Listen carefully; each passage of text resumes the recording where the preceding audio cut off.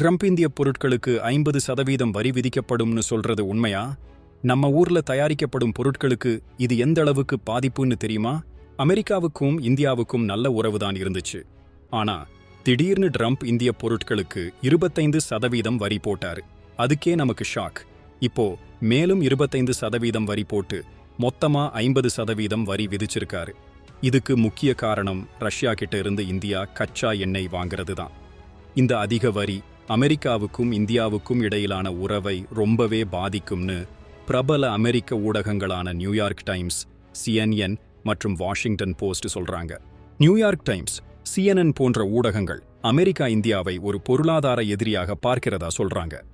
முக்கியமா ஜவுளி, நகைகள், வாகன உதிரி பாகங்கள் போன்ற நம்ம நாட்டோட ஏற்றுமதி 40 முதல் 50% வரை குறையலான்னு CNN எச்சரிக்குது.